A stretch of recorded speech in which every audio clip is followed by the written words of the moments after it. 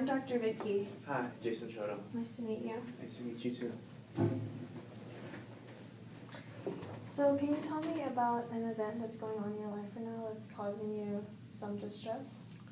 Yeah, actually, I recently broke up with my girlfriend not that long ago, and basically ever since then I haven't been functioning well. I haven't been feeling the same way about myself, and I just feel negative in general. So what kind of thoughts are going through your head with this breakup? I've been really sad and just lonely, I feel like, and she was a huge part of my life, and she broke up with me. So basically, kind of like my thought process is that because she broke up with me, I'm not a good boyfriend, I'm not a good person in general, and because of that, I don't know if I'll be able to, get back together with her or anybody else. I don't see myself with anybody else, or being able to get anybody else because I'm such a bad. Okay. Can I ask, how long ago did you guys break up? 2 weeks ago, about 2 weeks ago, yeah. And ever since then, you've just been feeling kind of stressed out, a little sadness, Yeah. just a little emotionally unstable, Yeah. would you say? Yeah. Definitely. So why are you putting yourself down? Did she say that you were a bad boyfriend, like you said? She never necessarily said that. I kind of just assumed that because she broke up with me, and I thought things were doing well. We were doing well. That we would go out to lunch, dinners. We would see each other at least once a day, talk to each other once a day. But I guess I just didn't pick up on the little signs and things, and I don't know. Yeah, I guess it's just my own assumption that I'm a bad boyfriend. But, yeah. So you're just assuming that she thinks these things, but it's not actually true? I guess because she did break up with me, but I guess I'm just assuming the worst about myself, and that all the blame lies on me. So what do you think you've done to become this bad boyfriend, as you say? Nothing really comes to mind. I don't think I'm necessarily a bad boyfriend. I don't hurt her anyway. We have our arguments, but who doesn't? And it's not like I mistreat her. I respect her. I care for her, and I try to show that I do by taking her out, buying her gifts, and just having a good time with her and expressing myself. Well, can you tell me more about the signs, and where do you think everything started making a wrong turn? I guess we started drifting farther apart when our schedules started to disalign. We just didn't see much of each other, and we had a lot of common things we did together. But now, with school and work, our schedules are so disaligned that we don't do those things anymore, and we don't see each other as often to have as much things to talk about at the end of the day. So you think your schedules is what really broke you up? It could, that could be a possibility, yeah, because, there's nothing really necessarily wrong with what we were doing. We weren't really arguing badly compared to any other time. It's just we were talking less, just seeing each other less and having less to talk about. Okay.